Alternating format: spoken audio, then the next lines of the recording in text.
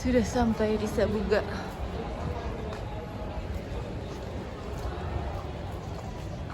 Mari kita ke pintu masuk. Kemudian contoh lain pengembangan pesawat ini, itu juga FKB terlibat dalam pengembangan pesawat N219. Contoh lain, pengembangan kereta cepat.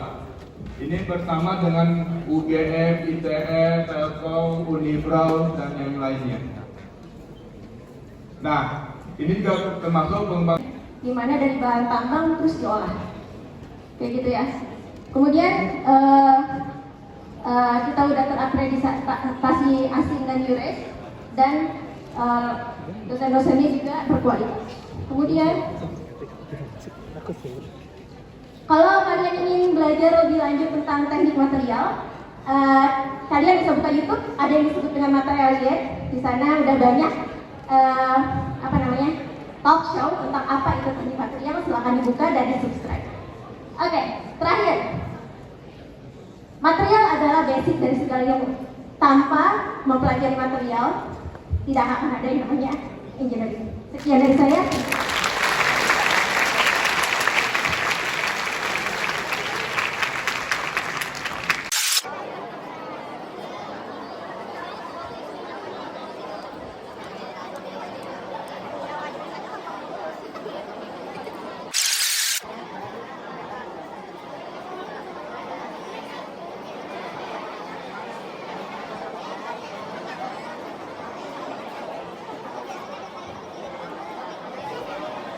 Seperti apa hasilnya sampai mana, prosesnya sampai mana, itu aku profilnya biasa. Kita 5%. Ya, awalnya gitu. Yang terluas. Kalau datanya dia, biasanya ada yang bilang kalau anak biaya tahun Kenapa hari ini kok kipas sih? Lagi, mari kita undang tim Sekolah Ilmu dan Teknologi Hayati ITB yang akan dimoderatori oleh salah satu dosen dari SITA ITB, yaitu Ibu Amelia, dan juga akan ada bestie saya nih, yaitu Teresia Sinaga. Beliau merupakan Duta Kampus ITB 2024 bidang persahabatan dan well-being, dan juga merupakan mahasiswa program sarjana Rekayasa Pertanian SITA ITB. Tanpa berlama-lama lagi, mari kita berikan tepuk tangan yang paling meriah untuk Ibu Amelia dan Teresia.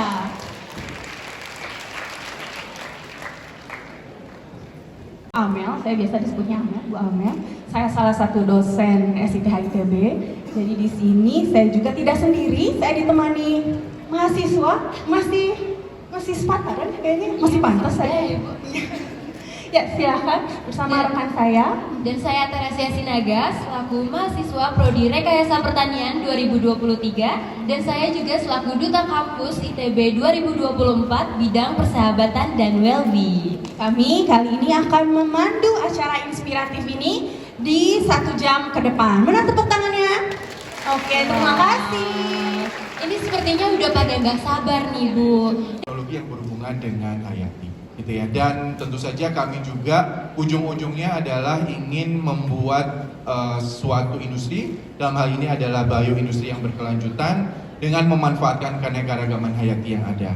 Tidak hanya memanfaatkan ya adik-adik, tapi juga kita harus bisa menjaga dan melestarikan keanekaragaman hayati. Tentu saja misi kami adalah menghasilkan sumber daya manusia yang unggul. Life science satu-satunya yang paling unggul ya di ITB tentunya, gitu ya, karena kami menggabungkan berbagai macam keilmuan, gitu ya. Kemudian karya-karya yang bermanfaat tentu saja untuk keilmuan dan bagi masyarakat, dan memberikan solusi bagi permasalahan masyarakat melalui inovasi berbasis sumber daya hayati lokal.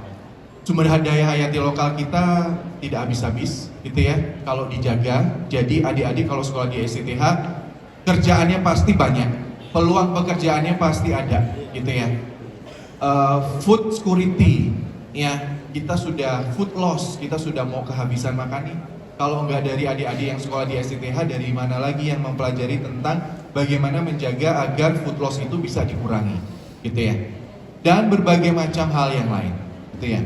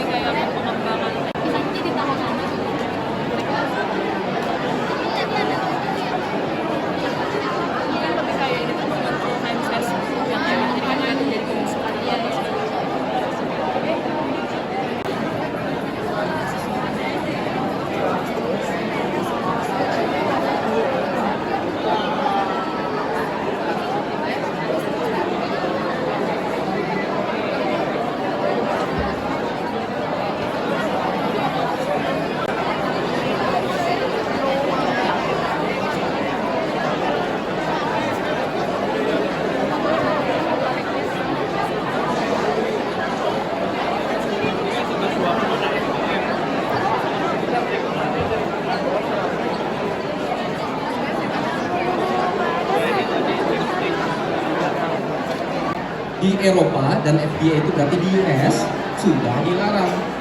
Yang di Indonesia masih regulasinya belum menjadikan itu barang terlarang. Sehingga 70% supply tadi masih beredar dan kita masih enjoying. Termasuk mungkin melenturkan casing Vodafone yang kemudian tadinya warnanya transparan lama-lama tidak lagi fleksibel tapi getas karena pelentur aditifnya sudah keluar, migrasi keluar dan dia bisa saja termasuk dalam jenis senyawa yang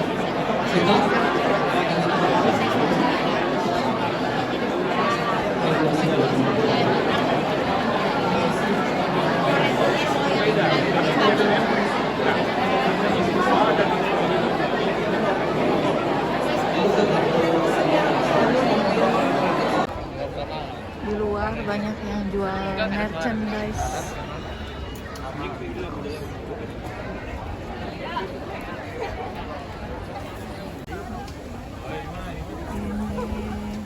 food courtnya.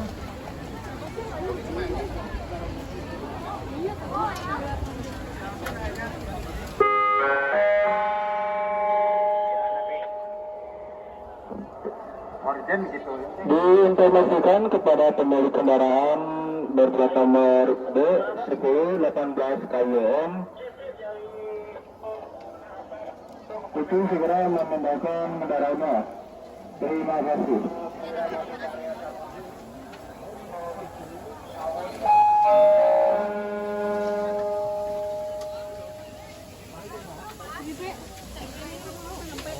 Apa? Nanti aja, aja dulu deh. Nah, kan ini ada yang udah dingin, di sini aja.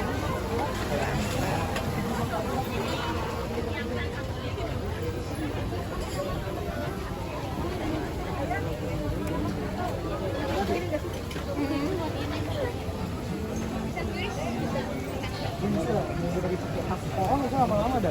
Oh sini tas rohis ya? Iya, tas rohis pegel banget tuh. Gua keper-keperan nih, kamu langsung ke ibu kayak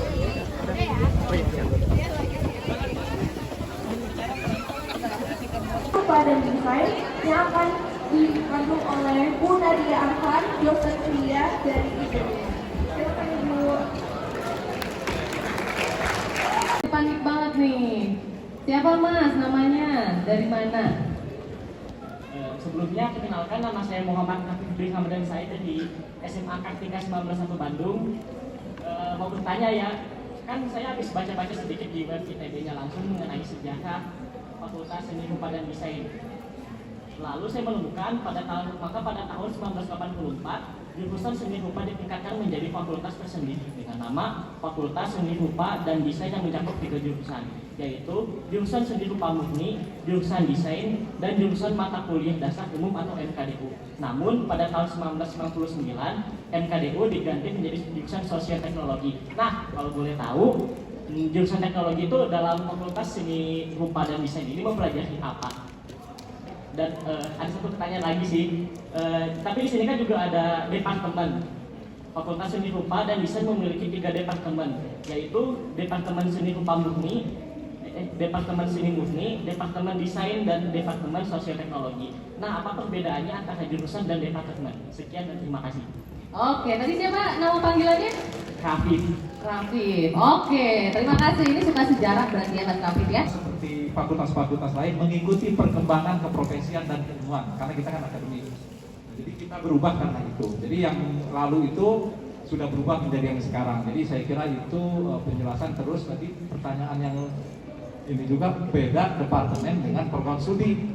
Jadi itu besaran. Jadi besaran pengelolaan sebenarnya pengelolaan sebuah unit akademik. Kalau dulu tuh ada departemen, ada prodi. Sekarang itu ada fakultas. Jadi sekarang departemen itu hilang, yang ada itu fakultas atau sekolah dan prodi. Nah, fungsi-fungsi yang di departemen itu sekarang ada di fakultas atau sekolah dan di prodi.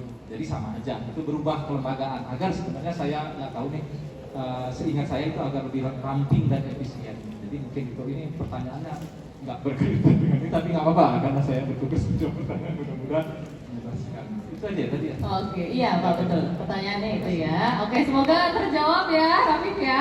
Jadi kalau sekarang ada 8 program ini ya yang non peminatan dan juga yang peminatan tadi ya Pak ya, di 3 kampus. Jadi nanti bisa dilihat penjabarannya itu ya di website MSRD ITB. Oh. Baik, terima kasih Pak. Karena saya kebetulan dari seni rupa, jadi mungkin saya kira gini, di ITB sendiri kurikulum tahun berapa sudah menyatakan bahwa kewirausahaan itu harus jadi bagian konten. Jadi memang sejak itu hampir semua prodi punya muatan tentang kewirausahaan Pak. Jadi kalau dalam kaitan seni rupa mungkin karena image seni rupa itu kan dari seniman, jadi kemudian bekerja untuk personal segala macam sehingga kemudian dianggap tidak mementingkan orang lain dalam tanda kutip.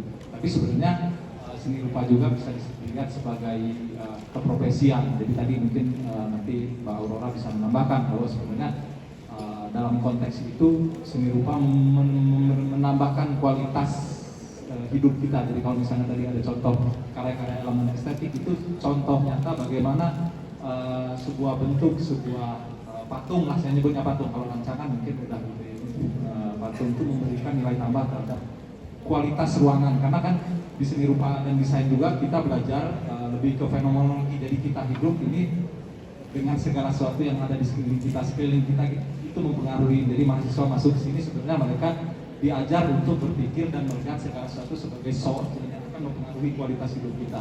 Nah, pengetahuan itulah kemudian yang digunakan untuk meningkatkan kualitas hidup kita, seperti itu, kurang lebih seperti itu Pak. Jadi kalau di seni rupa itu nanti mahasiswa bukan hanya diajar dilatih membuat karya, tapi juga mempresentasikan karya, karena memang ternyata kita lihat juga presentasi dalam tanda kutip menjual itu sangat penting dan itu sebenarnya sangat mempengaruhi. Karena kebetulan kita juga banyak alumni, ternyata mahasiswa yang berbakat karyanya bagus ketika kuliah, ketika dia keluar bisa nggak jadi apa-apa karena kemudian nggak bisa kemudian channeling dengan lingkungan dan itu membutuhkan skill sebenarnya. Nah, kita sadar, saya kira memang soft skill sangat menentukan keberhasilan di profesi dan seni rupa juga sudah menyadari itu dan sekarang mahasiswa itu misalnya mahasiswa kita minta untuk ada mata kuliahnya itu publikasi karya. Jadi publikasi karya itu mahasiswa kemudian belajar membuat karya dan juga mempublikasikannya bekerja sama dengan galeri. Jadi mereka capaiannya harus bisa gitu, mempresentasikan itu ke publik. Jadi bukan hanya ke dosen. Dan kita menilai dari keberhasilan itu salah satu contoh. Selain tentu saja tadi ada mata kuliah yang kontennya wirausaha dan mahasiswa juga biasanya memang cenderung mengambil porsi kalau dulu itu kan 12 SKS bebas. Sekarang kan sudah dibuka kurikulum baru itu sampai 25 SKS bisa mengambil. Itu biasanya mata kuliah yang mereka perlukan dan termasuk mata kuliah yang berkaitan kewirausahaan dan banyak juga mahasiswa kita yang mengambil mata kuliah dari SBM sebenarnya. Dan sebagai tambahan info juga sekarang di KP itu sudah membuka major gitu ya kerjasama multidisiplin S1 dengan SBM dan STI. Nah, mudah-mudahan mungkin Mbak Aurora bisa menambahkan karena jelas mungkin punya pengalaman yang bisa langsung gitu. Ya, setahu saya, sepengalaman saya, ini tapi mungkin bahasa